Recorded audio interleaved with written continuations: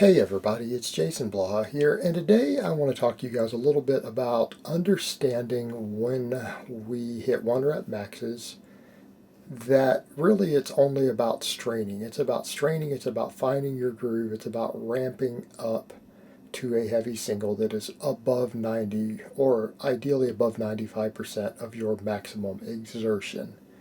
Now, one of the things that comes up, people will say, well, I thought you said before that partials, like where you take several inches of range of motion out, are not good for training.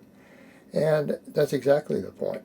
But when we're talking about doing max work, you're not doing training sets. We're not doing training sets.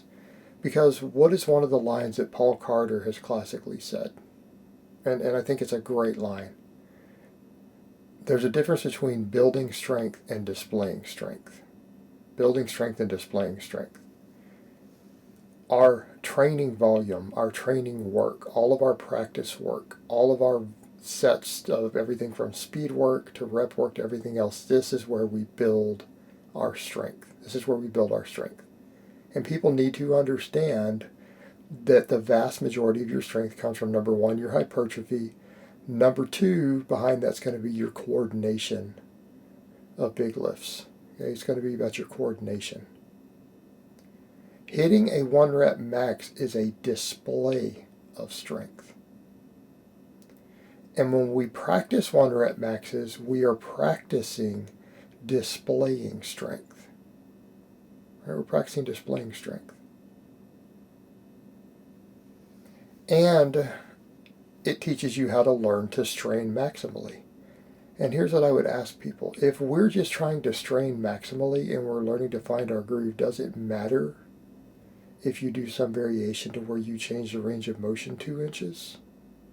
No, it doesn't. In fact, if you have to ramp up to a max, because people forget when you hit a 1 rep max on an exercise, you don't just walk in and hit a 1 rep max. Right? If you hit 500 pounds that day, you don't just put 500 pounds on the bar and change into your workout clothes and walk under the bar and hit that lift. Okay, that is not how a 1 rep max is hit. No reasonable person thinks that's how it's hit. Maybe a gym noob does. You're probably going to start with the empty bar and work your way up. And I'd venture to say that even for a 500-pound lift, somewhere between around 360, 400 pounds, you're going to go to singles. And you might make 20-pound jumps from there, but you're going to do singles. And by doing those singles, you start grooving your way up. You start finding your pattern.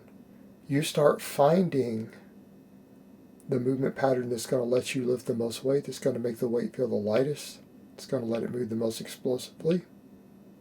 All right, we start finding a groove. Start finding a groove. And that's what you do on a max. Okay? When you display a max, a 1 rep max, even in training, is a display of strength. Now, one of the big benefits, as I've been trying to point out to people, of using these different variations for the max work is, number one, there's a psychological benefit to not missing the same lift over and over. Because when you start maxing out, you're going to tend to miss lifts, or you're going to tend to hit grinders. If you do that with the same exercise too frequently, guess what happens? It takes a massive psychological toll. You start preparing to miss that exercise. Furthermore, it starts setting in your head that I tend to miss this exercise when I get to this weight. You will psychologically program yourself to fail. If you start missing lifts that are variations in which you're uncertain of what you can lift, you're actually more likely to get a better maximum performance without psychologically psyching yourself out. Big, big factor. Now, some people will say, but isn't that creating a detraining effect? Does that force you to lift a lighter weight? Well, in some cases it might. Because yes, if you were practicing the exact same variation, you're going to get more efficient at that exact variation. But it's only a few percentages difference. But let's come over to the point also. dealing with overuse concerns. When you're doing different variations with different stressors, we're less likely to accumulate overuse injuries from maxing on them. Right? You're less likely to accumulate injuries. Now you take what guys like Louis Simmons over at Westside, all the way up to guys like Jamie Lewis, who are kind of on different pages, and what's the things that they notice? And these guys have all documented this stuff over the years. Right? Louis has noted that you tend to stall and regress if you do the same big lift 3 weeks in a row, but you don't if you rotate them. You got guys like Jamie have pointed out that when you start to get signs of overtraining, if you just change the big exercises you're doing heavy, a lot of the signs of overtraining start to disappear. They start to disappear. And I'm not talking about muscle confusion here. We're talking about the different movement patterns.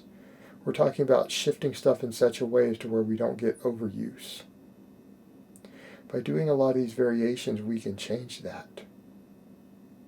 All right, we can change our risk of overuse. But a lot of it goes way beyond that, because it comes back to the point of straining against the maximum weight is straining against the maximum weight. And what I'm suggesting is what many of these other guys have noted over the years. Sports like powerlifting are not specificity of training to the degree that people think they are. It's just a test of brute strength. It's a test of brute strength. Well, how do you learn to display brute strength? By lifting heavy weights.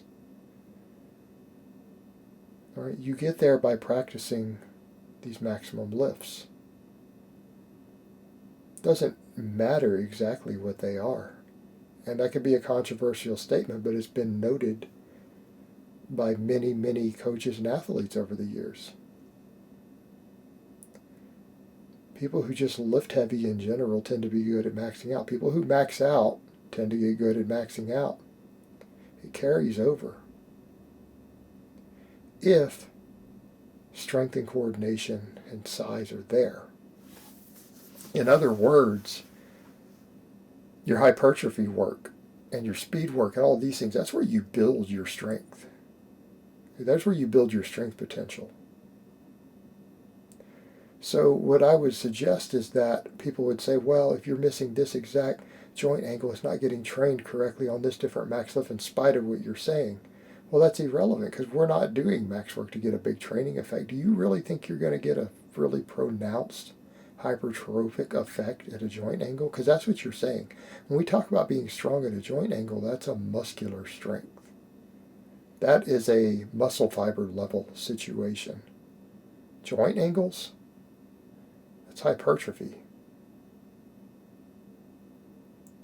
You're not getting your hypertrophic effect from your singles on a deadlift. Okay, that's not where you're getting your size from. You're getting that from all your training volume.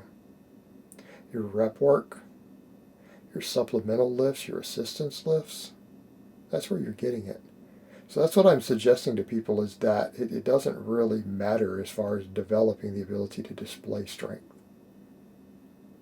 All right? And if you're doing these different variations, you're actually less likely to get hurt in training because of different overuse.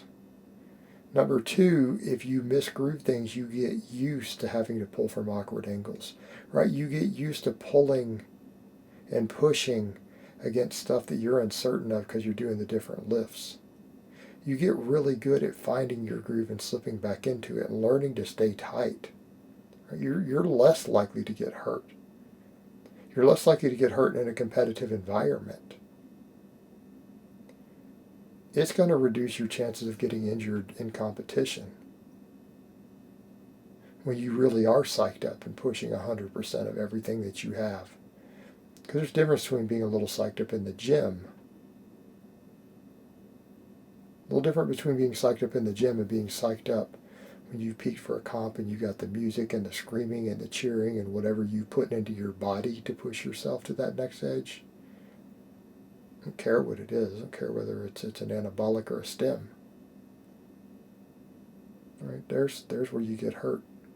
People who are used to just finding their groove with awkward movements aren't going to get hurt as easy. And a 1 rep max is a 1 rep max as far as the display of strength goes. Alright guys, but that's really all I have to say on that today. I hope it's been informative, and I will talk to you guys next time.